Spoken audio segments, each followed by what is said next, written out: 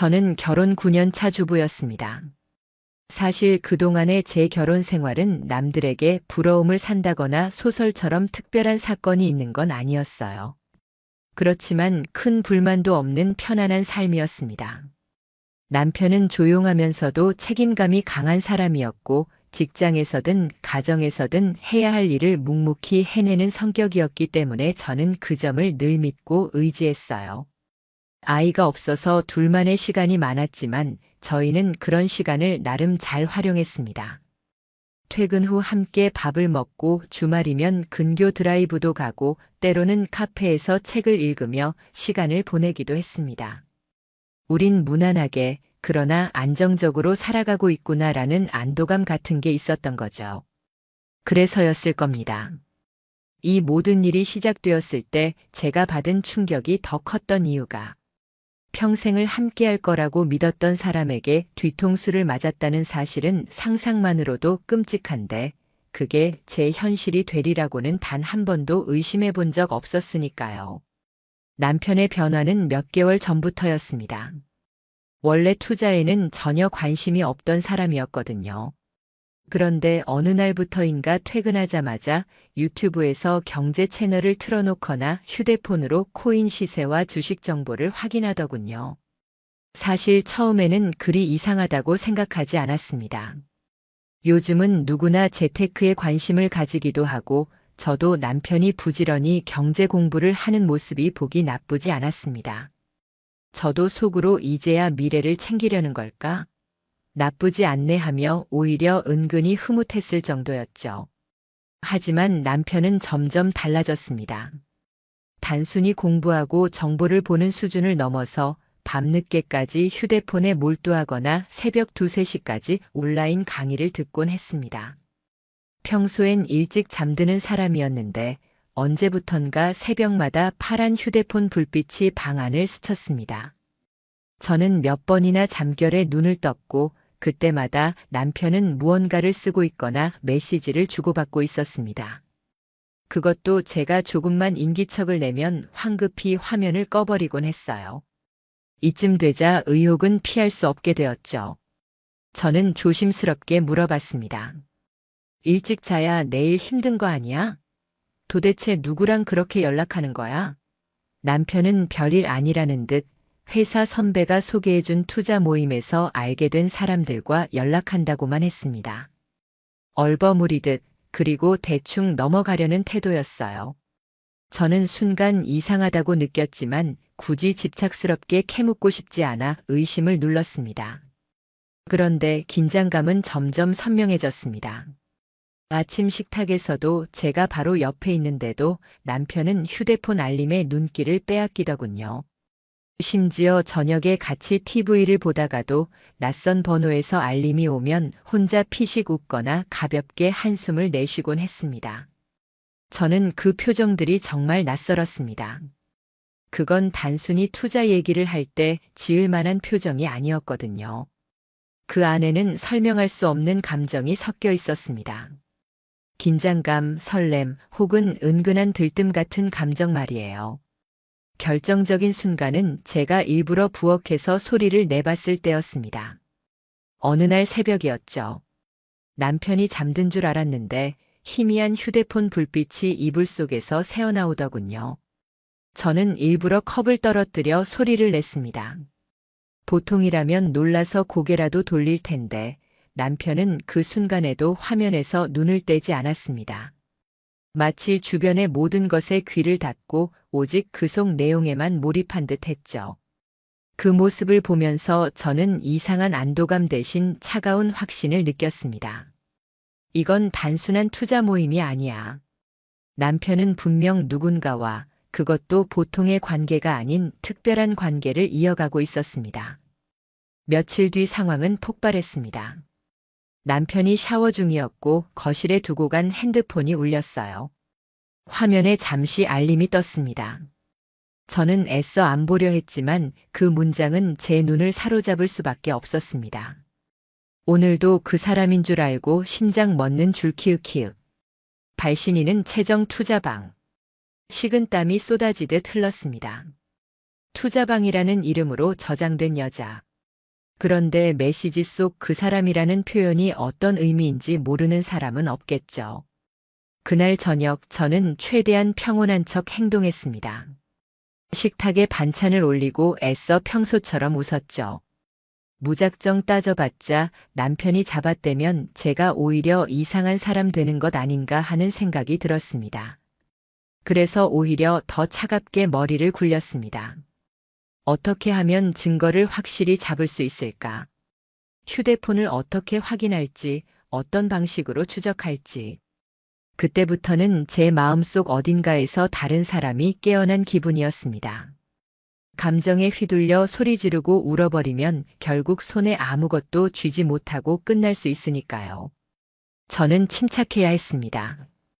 오히려 더 치밀하게 움직여야만 했습니다. 며칠 후 남편이 외출 준비를 서두르던 날이 있었습니다. 강의를 들으러 간다면서 셔츠까지 다려입고 향수까지 뿌렸죠. 투자 강의를 듣는데 이런 정성을 들릴 리가 없었습니다. 이상하다는 느낌은 확신으로 바뀌었고 저는 그날 몰래 남편을 뒤따라갔습니다. 택시를 타고 일정 거리를 유지하며 그의 뒤를 밟았습니다. 도착한 곳은 강남의 한 북카페. 저는 심장이 쿵쾅거리는 걸 억누르며 멀리서 지켜봤죠. 그런데 제 눈앞에서 더 충격적인 장면이 펼쳐졌습니다. 남편보다 먼저 도착해 있던 여자 하나. 긴 웨이브 머리에 회색 니트 원피스를 입고 있었습니다. 그녀의 앞에는 종이봉투가 있었고 남편이 들어서자마자 그녀는 자연스럽게 봉투를 밀어주었습니다. 그들의 시선이 마주칠 때, 웃음이 터질 때, 팔짓 하나와 얼굴 각도까지. 그것은 처음 만나는 이들이 아닌 오래된 연인의 모습이었습니다. 눈빛 속에 흐르는 따스함과 입술 끝에 번지는 익숙함이 모든 걸 말해주고 있었습니다. 제 손은 문고리를 붙잡았다가 놓기를 반복했습니다.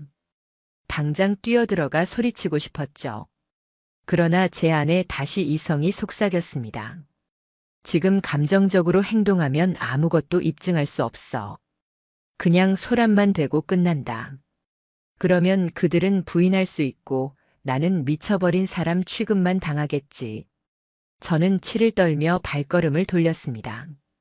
집에 돌아와 멍하니 앉아 있다가 남편의 노트북을 열었습니다. 그리고 저는 그곳에서 또 다른 흔적을 발견했습니다. 남편이 제 명의로 가입해둔 투자 모임 커뮤니티, 그곳에 활동 기록이 있었습니다. 닉네임은 제이윤. 글이 몇 개 남아 있었는데 가장 최근 글에 쓰여 있던 문장이 제 심장을 도려냈습니다. 이곳에서 찾은 유일한 위안. 정적인 삶 속 작은 구멍 같은 사람. 작은 구멍, 위안. 그는 도대체 저와의 가정을 무엇이라 생각했던 걸까요? 제가 삶을 채워온 시간은 그저 정적이었고 그 여자가 그의 위안이자 숨통이었다는 걸까요? 단 한순간도 배우자인 저를 먼저 떠올리지 않은 겁니까? 눈물이 터질 듯 솟구쳤지만 저는 이를 악물었습니다. 결심은 하나였습니다. 반드시 모든 걸 밝혀내겠다. 대화 로그, SNS 흔적, 카페 출입 기록, 그의 일상의 흔적을 하나하나 추적해서 그 여자가 누구인지, 얼마나 깊은 관계였는지, 언제부터였는지 낱낱이 파헤치겠다고. 그리고 법적으로 갚아주겠다고. 그는 나를 속였고 우리 가정을 짓밟았습니다. 이건 단순한 외도가 아니었습니다. 제 평생의 믿음을 짓뭉개고 제 인생을 기만한 파괴였습니다. 바로 그날부터였습니다. 제 속에 숨어있던 무너진 아내가 아니라 싸움을 시작하려는 전사가 깨어난 게 이제 나는 이 배신의 전쟁을 끝까지 치를 준비가 되어 있었습니다. 그날 이후 저는 제 안에서 완전히 다른 사람이 깨어난 것 같은 기분이 들었습니다. 감정은 머릿속에서 소용돌이쳤지만 오히려 이상하게도 머리는 더 차갑게 식어버렸습니다. 흔히들 남편의 외도를 알게 되면 울거나 소리를 지르며 감정적으로 폭발한다고 하지만 저는 그렇지 않았습니다. 울음도 분노의 고함도 제겐 사치라고 느껴졌습니다. 저에게는 단 한 가지 목표만이 필요했으니까요. 이 사람들 제 남편과 그 여자에게 어떤 핑계조차 남기지 않고 반드시 죗값을 치르게 만들겠다는 목표 말입니다.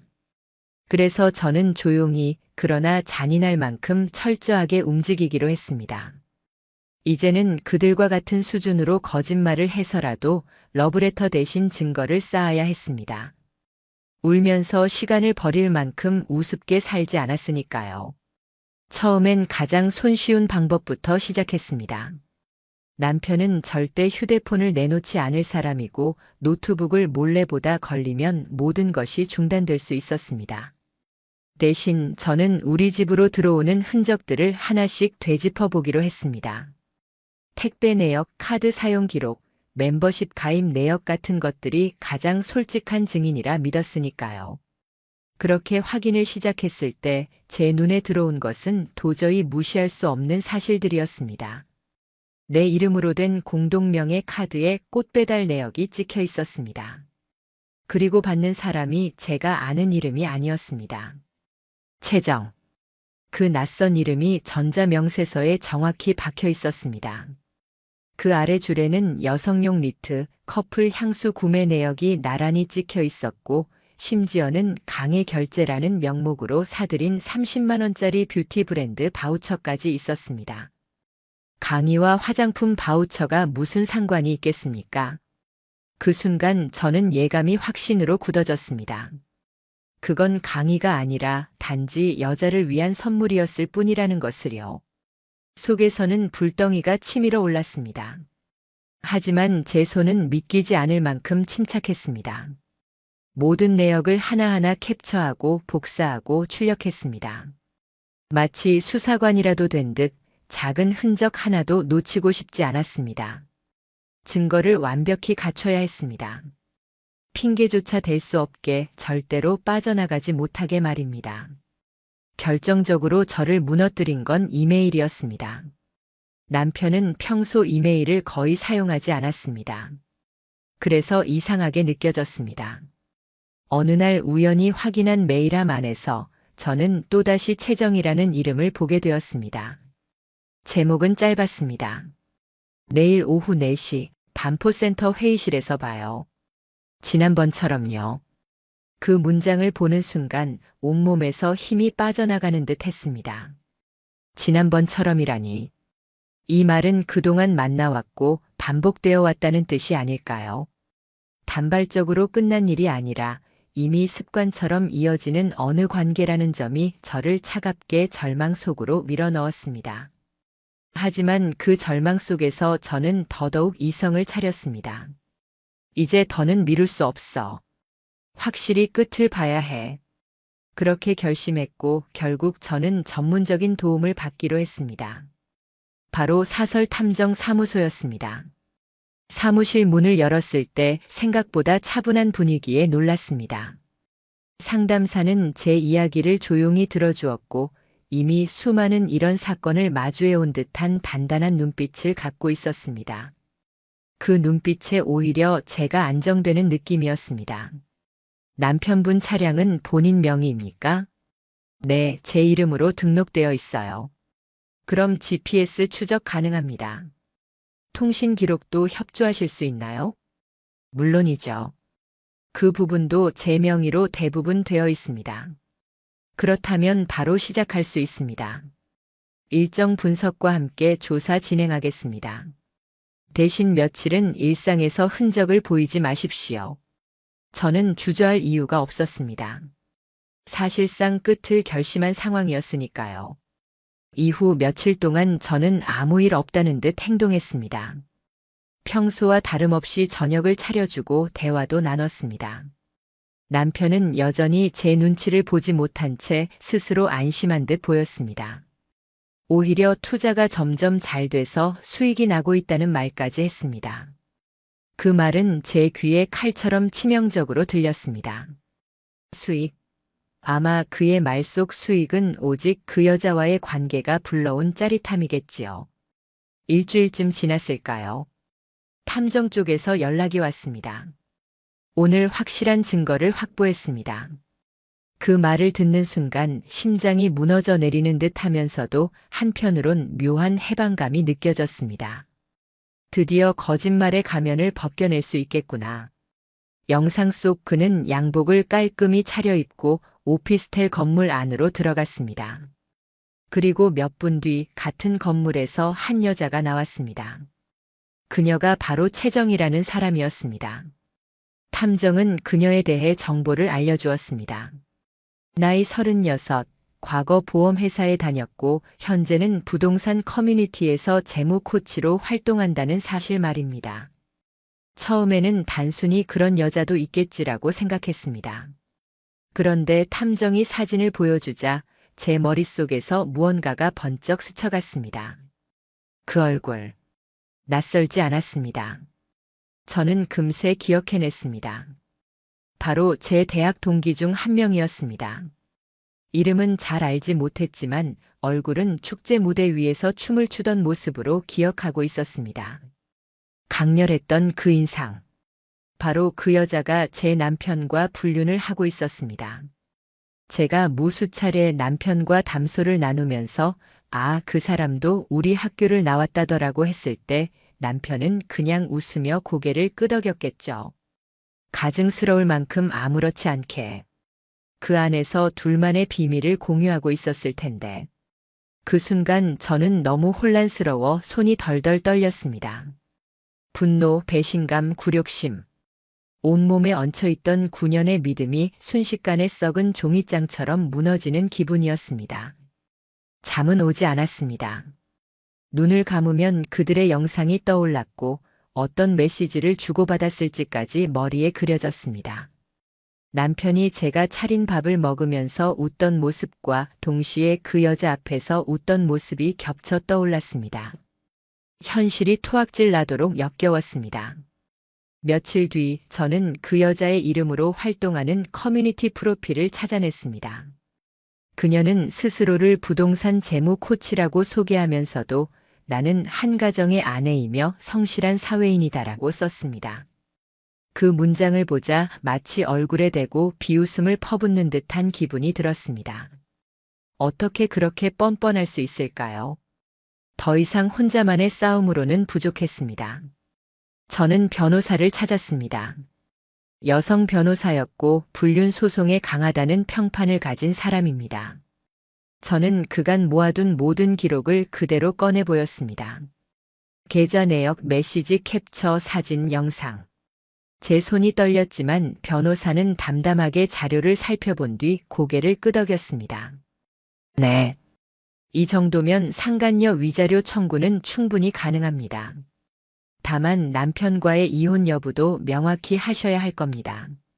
저는 단호히 말했습니다. 이혼할 겁니다. 저 사람과는 이제 끝이에요. 그리고 그 여자.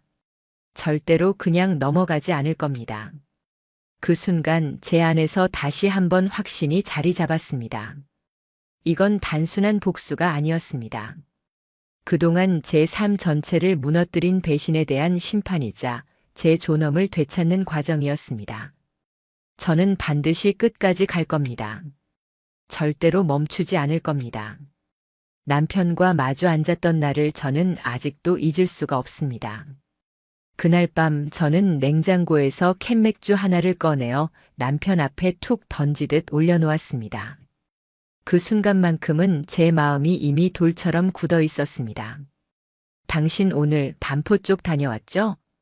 제 질문에 남편은 고개를 갸우뚱하며 저를 보았습니다.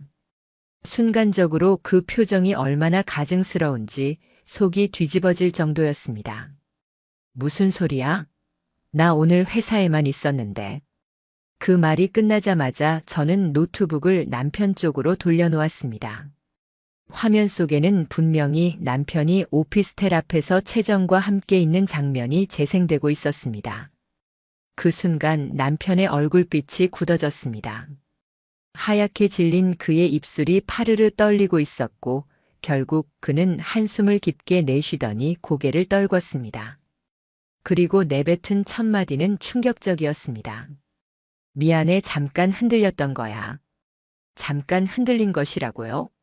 제 안에서 웃음인지 울음인지 모를 끓어오름이 터져 나왔습니다. 저는 떨리는 목소리로 말했습니다. 흔들렸다고요? 당신은 지금 6개월이 넘도록 그 여자와 만나왔어요.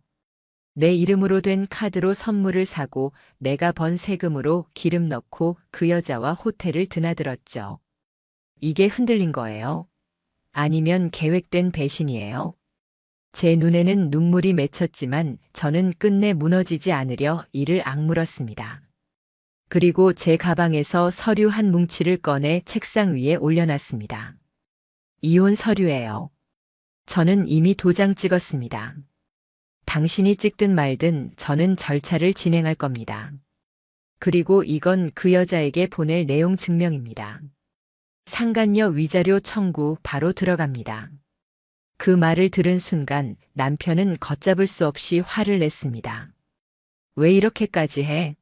나 그냥 외로웠어. 저는 너무 정신이 아득해 오히려 헛웃음이 나왔습니다. 외롭다고요? 당신이? 아침마다 도시락 싸주고 퇴근하면 발 씻을 물 챙겨두던 제가 있었는데 당신이 외로웠다고요? 남편은 더는 아무 말도 하지 못했습니다. 무거운 침묵만 흘렀고 그 침묵 속에서 저는 그의 가면이 완전히 벗겨진 것을 확인했습니다.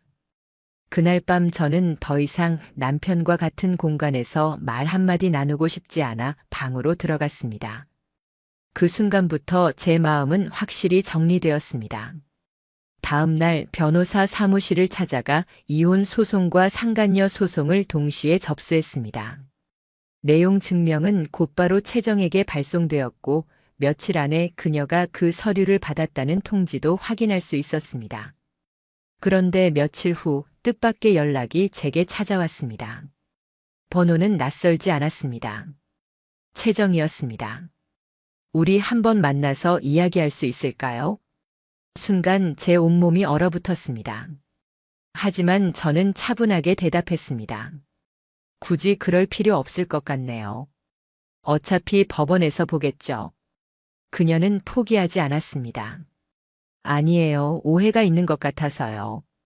저는 윤호 씨를 감정적으로 만난 게 아니라 투자 파트너로 생각했을 뿐이에요. 저는 더 이상 참을 수가 없었습니다. 투자 파트너? 호텔에 같이 들어간 파트너? 선물을 주고받은 파트너? 당신이 감히 파트너라고 말하는 그게 제 남편이랑 연애한 게 아니면 도대체 뭔데요? 그녀는 잠시 머뭇거리더니 다소 떨리는 목소리로 이렇게 말했습니다. 저도 결혼을 앞두고 있는 사람이라 이런 상황 정말 당황스럽습니다. 저는 속으로 피가 거꾸로 솟구쳤습니다. 그럼 결혼 전에 위자료부터 내세요. 결혼 자금으로요. 저는 그렇게 차갑게 말을 끝내고 전화를 끊었습니다. 그날 이후 남편은 결국 가방 하나만 챙겨 집을 나갔습니다.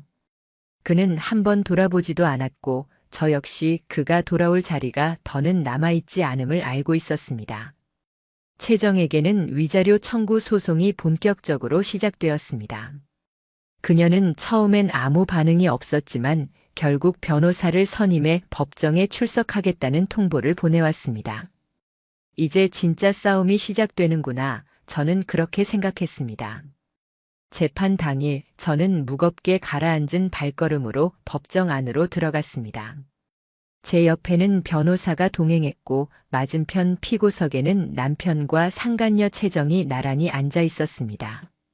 그 모습을 보는 순간 제 심장이 크게 요동쳤습니다. 단순히 두 사람을 마주한다는 것 이상의 의미였거든요. 여기가 바로 이제까지의 모든 싸움이 집결된 장소였고 거짓의 탈을 벗겨낼 무대였으니까요.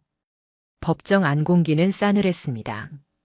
채정은 단정한 정장 차림으로 앉아 있었고 얼굴엔 어딘가 억울하다는 기색이 잔뜩 묻어났습니다.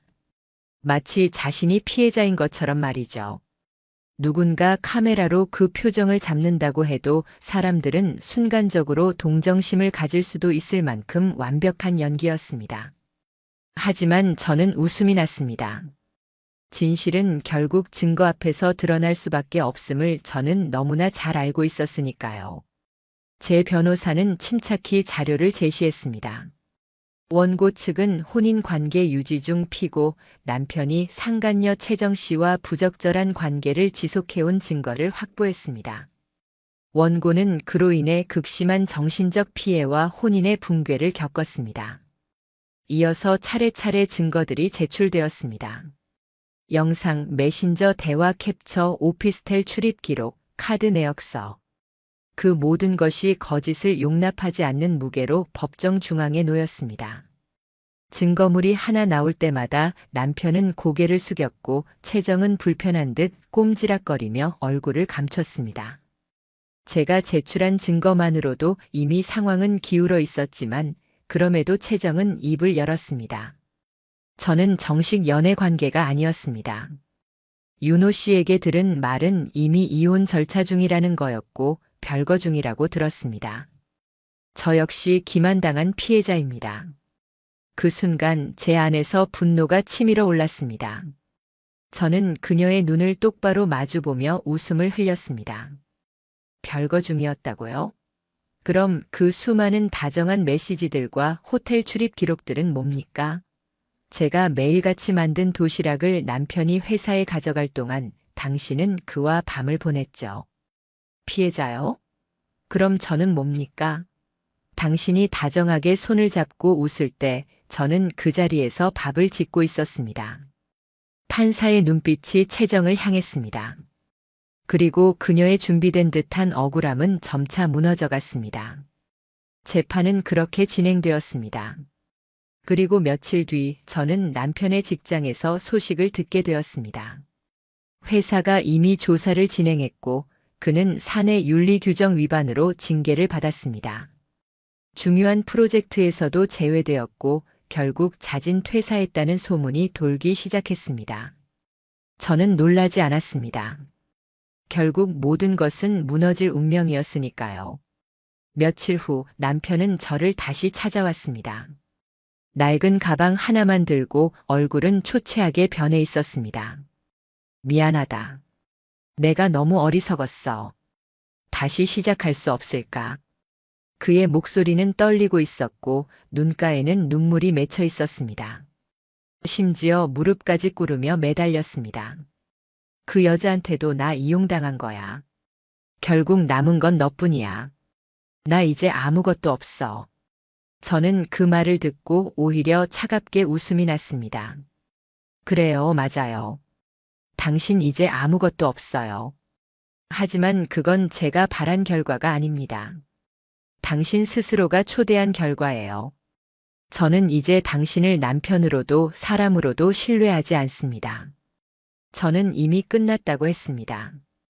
기억 안 나세요? 저는 끝까지 간다고 했죠. 그날 이후 남편은 제 앞에서 완전히 무너져 내렸습니다. 그리고 저는 더 이상 그를 돌아보지 않았습니다. 한편 채정의 몰락도 시작되었습니다. 그녀는 SNS를 전부 삭제했고 자신이 활동하던 부동산 커뮤니티에서도 사라졌습니다. 강사로 강연을 나가던 몇몇 기업들도 계약을 끊어버렸다는 이야기가 들려왔습니다.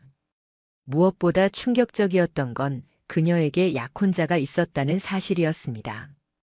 지방에서 사업을 하던 한 남성이었는데 이번 사건이 알려지자 바로 파혼했다고 합니다. 한때 모든 걸 다 가진 것처럼 보였던 두 사람이 불과 몇 달 만에 이렇게 무너져 내릴 줄 누가 예상했을까요? 하지만 저는 알고 있었습니다. 거짓으로 쌓은 삶은 금세 균열이 생기고 언젠가 무너질 수밖에 없다는 것을요. 판결날 아침은 하늘이 잔뜩 흐려 있었습니다. 부슬부슬 내리는 비가 우산 위에 조용히 부딪히는 소리만 들려왔습니다. 저는 천천히 법원으로 향했습니다. 발걸음 하나하나가 무겁게 느껴졌습니다. 지난 3달 동안 저는 매일같이 싸웠습니다. 증거를 모으고 법정에 서고 끝없는 신문을 견뎌냈습니다. 이제 마지막 순간 결론을 마주할 시간이 찾아온 것입니다. 법정 안에 앉아 있는데 제 심장은 미친 듯이 뛰었습니다. 제 옆에는 변호사가 앉아 있었고 맞은편에는 남편과 채정이 고개를 떨군 채 나란히 앉아 있었습니다.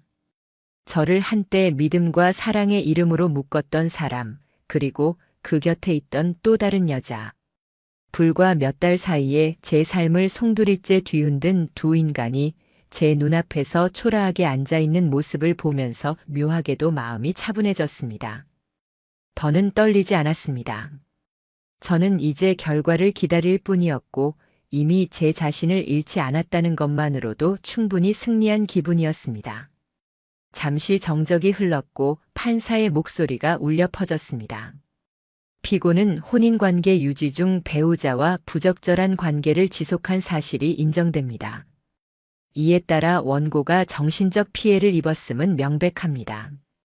피고 최정은 원고에게 위자료 2천만 원을 지급할 것. 피고 윤호는 본 소송과 별개로 이혼 조정 대상자에 해당하며 마지막 문장이 끝나는 순간 제 눈가가 뜨거워졌습니다. 수많은 날 밤을 울며 버텼고 증거를 모으며 몸을 혹사시켰고 분노와 굴욕에 짓눌렸던 그 시간이 한순간에 떠올랐습니다. 하지만 이번엔 눈물이 달랐습니다. 억울해서 서러워서 흘리는 눈물이 아니라 끝이 났다는 안도감에서 흘러나오는 눈물이었습니다. 판결을 듣고 최정은 입술을 세게 깨물며 법정을 빠져나갔습니다. 남편은 고개조차 들지 못한 채 멍하니 자리에 주저앉아 있었습니다. 마치 모래주머니처럼 무너져 내린 그의 모습. 저는 그가 가진 모든 것이 무너지는 순간을 지켜보았고 그것이 바로 그가 자초한 결과라는 사실을 다시 확인했습니다. 몇 주 뒤 저에게 들려온 소식은 충격적이면서도 어쩌면 예상했던 일이었습니다. 최정은 판결로 위자료를 지급하라는 명령을 받았지만 정작 돈을 마련하지 못했습니다. 주변에 손을 벌렸으나 다 거절당했고 결국 약혼자까지 파혼을 선언했다고 했습니다. 한때 그녀가 자랑하던 삶의 모든 기반은 단 몇 달 만에 다 무너져 내렸습니다. SNS 계정은 사라졌고 그녀를 초청했던 강연도 연이어 취소되었으며 그녀를 향한 조롱과 분노의 글들이 온라인에 퍼지기 시작했습니다. 기만적인 투자 코치, 위선적인 사회인이라는 말들이 꼬리표처럼 따라다녔습니다. 남편 또한 비참한 몰락을 피하지 못했습니다. 퇴사 이후 여러 회사로 이직을 시도했지만 이미 업계에 이름이 돌았는지 번번이 실패했다고 합니다. 신중하던 인사 담당자들이 그를 기피했다는 이야기도 들려왔습니다. 결국 그는 고시원으로 들어갔다는 소문이 마지막이었고 더 이상 저에게 연락할 용기조차 내지 못했습니다. 하지만 참 신기했습니다. 불과 몇 달 전까지만 해도 그들을 생각하면 분노와 증오가 치밀어 올랐는데 이제는 그럴 필요조차 느껴지지 않았습니다. 오히려 감사한 마음이 들 정도였습니다. 그렇게 잔인하고 철저하게 배신당했기 때문에 저는 오히려 진짜 제 자신을 다시 찾을 수 있었으니까요. 그 후로 저는 법률 상담소나 여성센터를 자주 찾았습니다.